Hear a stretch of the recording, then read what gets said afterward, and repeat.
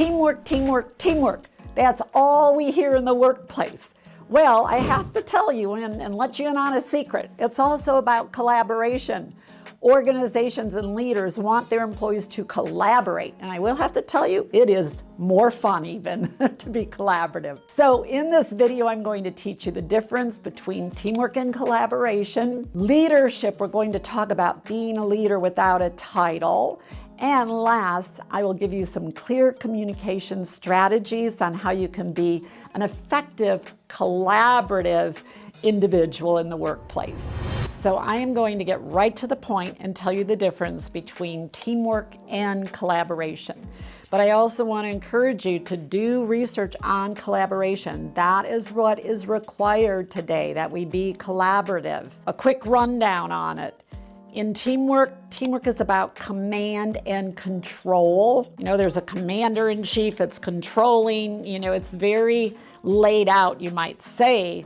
Collaboration, I love. It's creative and flexible. When you're driving the ball down the line, players stick to their assigned roles, but you can make snap decisions, okay? Which is important in today's world because we can have a plan, but we've got to quickly, pivot and change and be agile. In teamwork, there's a regulation playbook. There is a playbook that tells you what to do, when to do it, how to do it, all of that stuff. Collaboration evolves over time. There is not a playbook. It's happening as you're working together and you're creating and ideas are coming in. So I remember when I wrote one of my books several years ago, it was Joan's Greatest Secrets Revealed. And I had written previous books for assistants way back prior to that. But when we were getting ready to do the shoot for the cover of the book, I had my professional photographer there. I had Joan Burge there, creative director. We were at my house, we had the green screen up, and we were trying to think about a different cover because typically authors, they love this pose, right? I mean, I have many of them. You're on the cover of the book, woo. And we're like, no, this book is different. I'm sharing my deepest secrets that have never been revealed before. We're there just on the moment, in the moment. And Brian says to me, let's do a close-up of you with your finger over your lips. And at first I thought, I don't know, is that a little risky doing that kind of a cover? Then we all started talking, and I'm known for my red lipstick, these are secrets. And it just evolved, and it came out fantastic. And I wore an edgy outfit on the back cover. I'm in jeans, not my typical business suit. It was happening in the moment, and it had an entirely different look, and that book has been very successful. In teamwork, you do what the coach tells you. There's a leader, a boss, whomever. You do what they tell you. In collaboration, you figure out what needs to be done. Okay, somebody is not hanging over you. So as it says here, I like this, teams tend to operate in hierarchical structure. The coach is in charge and the reporting structure is top down, right? And we do have that in organizations, we do. But collaboration is more fluid. The coach may not even be in the same location with you. They may not understand all the positions, especially think about in our world today, right? But they support you. And also, when you're a collaborator, you're self-directed. How do you think that would make you feel to self-direct? Would you not feel wonderful? Now, it doesn't mean you don't need to talk to your leader or the team. You do. You're self-directing. And then last, in teamwork, crush your opponent. It's all about that crush, crush, crush. In collaboration, your opponent could be other people in the company. It could be your colleagues. Yeah, we want to crush our opponents in terms of the business world. But when you're in collaboration, you just really contribute to the big picture.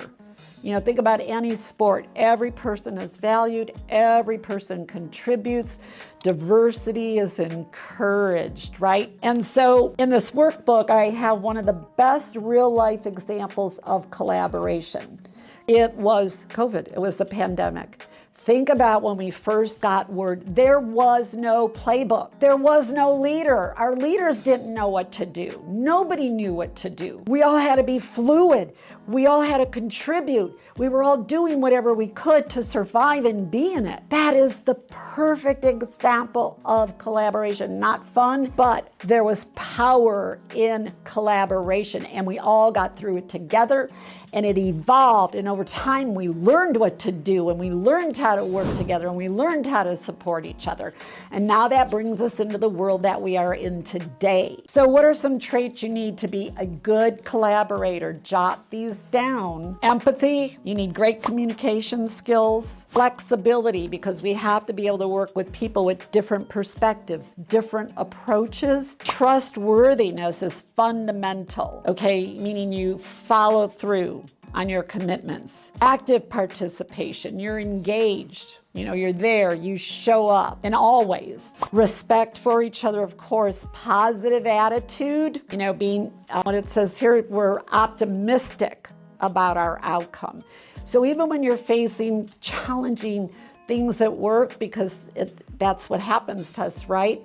But if we collaborate and we come together and we are optimistic in how we're going to overcome that challenge together. And then cooperation, obviously, to be cooperative, okay? That we're all in this together. So I want to go to the leadership piece, because again, remember, in collaboration, there isn't always a coach. Anyone can step in and be a leader.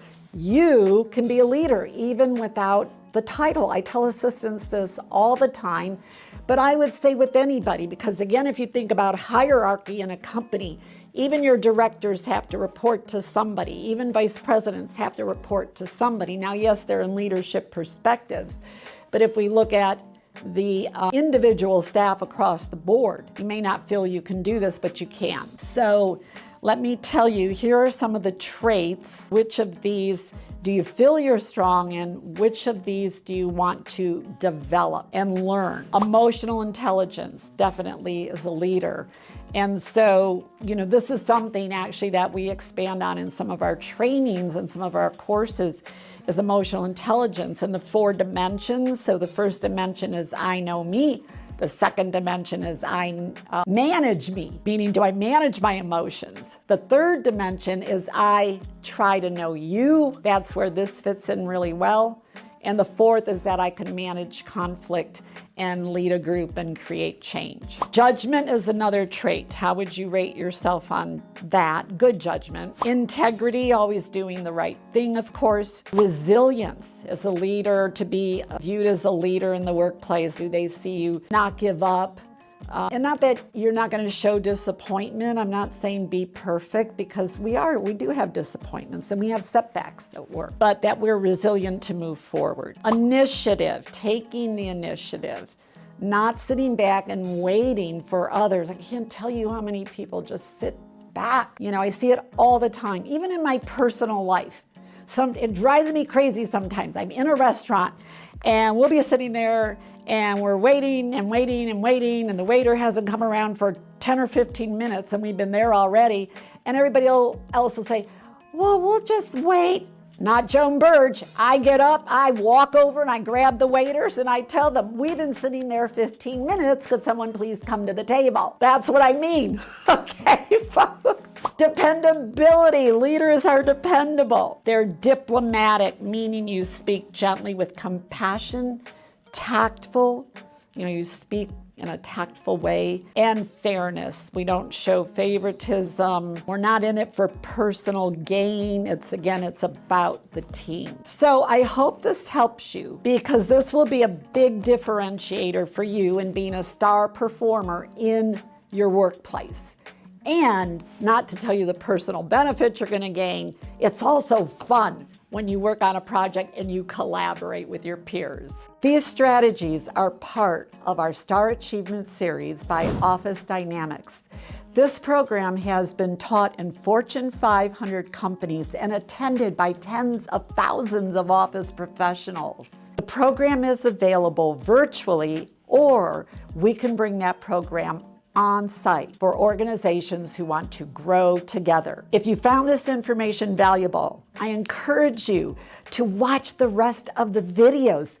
They build on each other. This is a strategic training program, and you will learn so many tools that you can apply in today's workplace. They are real, they are proven techniques, and they are actual techniques that people have lived and seen the benefits from. Thank you for watching.